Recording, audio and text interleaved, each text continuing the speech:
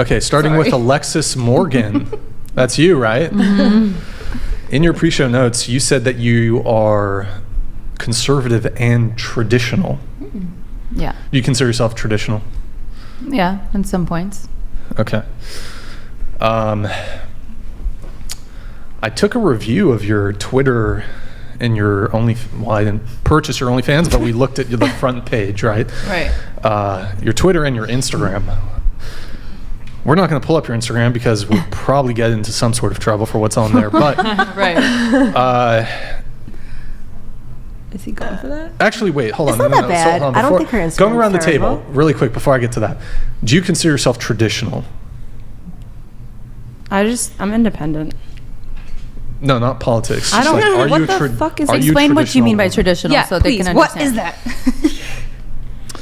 I'm going to defer to Andrew on this one, but typically when I think of traditional... What is traditional? Traditional values, modesty... So, Inquisitor Zeal donated $100. Andrew, do you see how much easier it is to just be a zealot? Yes, all prostitutes are undateable. Yes, all heretics must burn. You don't have to be charitable with their individualist nonsense. I think you have to meet people exactly where they're at, or at least try to. So let me try to give kind of an overview of what I consider traditional to be. So traditionalism, best described as experiments in history which we know have worked. Okay? That's what it means. So when we're talking about experiments in history which have already worked, we're basically talking inside of the United States about a bit of modesty, a two-parent household, these types of things. That's what we're talking about when we're making a reference to traditionalism, experiments which we know have worked. Then yes, I am a traditionalist. You're aren't you an OnlyFans model? Well, I believe in traditionalism. But yes, I am. My parents have been married for 40 years, so I believe in that. Do I believe in it for myself? Maybe not. So I guess, all right, fine. Untraditional? I don't know. Let's have all the girls answer. Are you traditional? Sorry.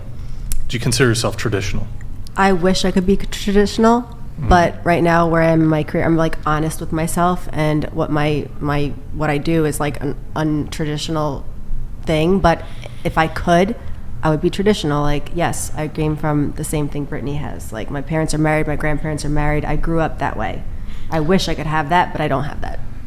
I have to get up, but going around the table if you all want to answer the question. Yes. Go on. Next. None of them are going to get the third degree. But, just the first one that answers. Of course. I would say my friends and family would describe me as traditional, everybody who knows me, but I can tell for me personally, I'm slowly pulling away from that traditional view. Oh, you're moving away from it? A little bit. I feel like I am a traditional person in my mindset. It's just that this generation... Is having 3 sugar daddies traditional?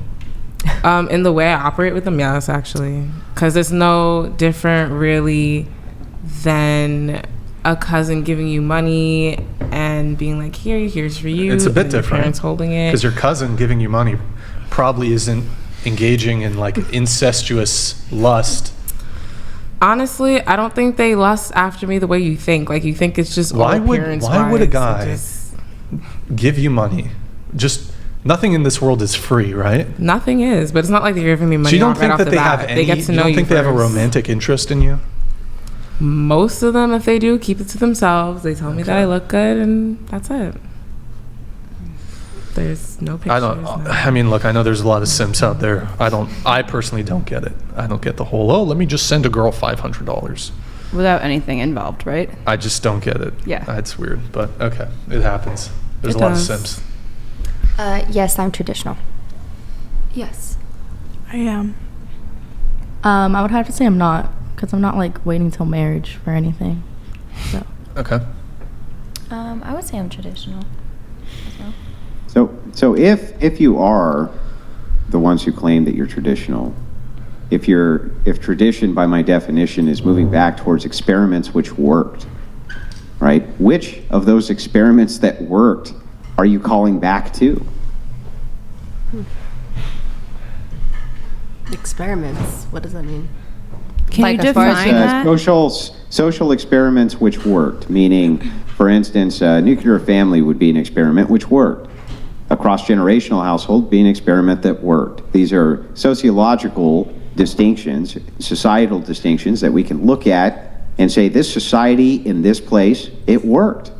So which of these callbacks are you moving towards for these experiments which you think work? As, would you say, like being housewife and letting a man take his role and like be the head of the household? Of course. Like, okay, yes, I do believe in that. That's You believe in that, but what Brian's after here is to determine, you can believe that thing is true and that it worked as far as a social norm. That doesn't mean you yourself act in accordance with that or move in accordance when with there's that. someone in my life and that's what we're doing, of course. Well, I mean, like, is eating shit traditional? No. So, I mean, that's like, but that's the point, right? That's, I'm sorry to be vulgar, but the reason I'm driving the point home is that you understand what it is that I'm talking about, right? Yeah. If we're gonna give access to a point of, these are experiments in society, especially American society, which worked, are you moving towards? Do we believe in it that or as are a we goal? practicing in it, is what you're saying? Right. I believe Correct. in it. I'm not doing what's traditional, but I don't feel like what I'm doing is going to keep me from being able to have that traditional experience and life. I second that.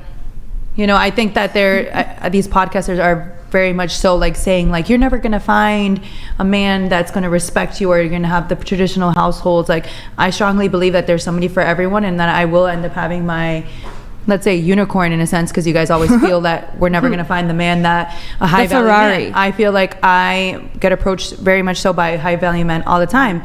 They see my heart, they hear my mind, and I feel like maybe I'm just I don't know. I just believe I will end up in the traditional, you know.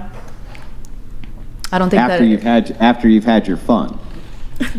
I feel like there's a man that would prefer that I had experienced and have done what I've done, because there's a lot of men that wouldn't want the girl that hasn't experienced and hasn't gone out there and seen what she likes. I feel like a lot of the men that I prefer to be around would find it rather interesting and You know that different than the normal girl that will bore them, that only was with them only. And how would they know if they would have chosen him over everything else? I think of when a man is with me, he's like, she's already experienced everything and she's choosing me because that she knows what she wants. She's had it all. So this is why these guys who are red pillars exist as red pillars. They actually would use a person like you as a perfect example. They would say, look, you believe in traditionalism and you think that it works to make society work.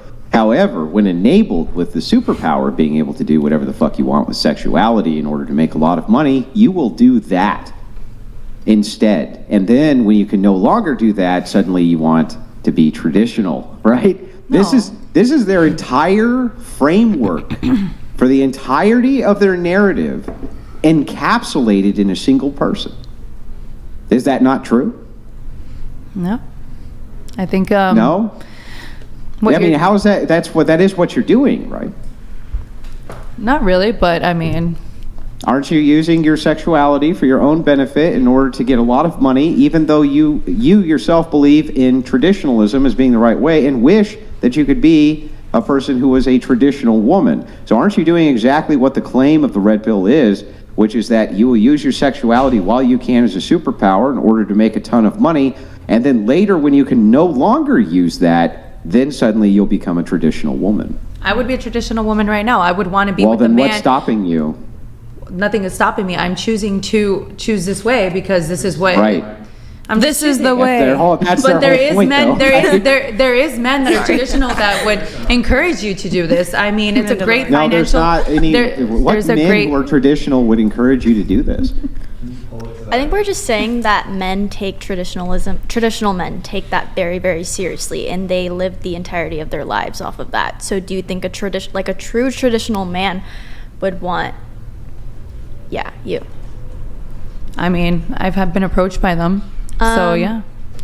maybe not traditional, but that is fine. I find myself like I would want the man who understands it, who is like, you got your money. He's like, he encourages it. He understands it. He obviously like supportive. Yeah, he's supportive. There's no reason. Like obviously, I feel that when a man meets me, I know that I'm like, I have a good heart. I have a good mind. When he speaks to me, it might just be better than a woman who's traditional, who did nothing with her life and just sat there, waited around for a man to make her nice house. You know what I mean? Yeah, I agree. I think a man can be a provider, but that doesn't mean that he is fully traditional. I guess that's who cares about the words of this and whatnot. In the end of the day, it's like there's somebody out there for everyone, and I think these podcasts are very like, you're not going to find a man. You did this. There's not somebody out there for everyone. There is. Well, we're not for everyone, correct? But I'm not here saying like, oh, every OnlyFans woman won't find a man. Like that's, who's to say that? You know what I mean? The statistics literally, well, they don't say that, but they say close to that. They say that, yes, your chances and likelihood, the more promiscuous you are, to maintain an interpersonal relationship with a man over a long period of time, it's drastically decrease. It's odd because I have like both friends that are in the industry or are not in the industry, and I feel like the ones that are and they're in the relationship are actually happier because they're honest and they're outgoing, they're open-minded, and they're speaking about sexual desires that normally a traditional household. But they're not traditional. Okay, well, what is so we're non-traditional? Okay. Traditional, well, it's just it's a title, right? Okay, this is what traditional is. What would be the experiment that worked where two porn stars in history were getting together in holy matrimony in order to go and promote degeneracy? That's, of course it's not traditional. That's a brand newfangled gadget, right?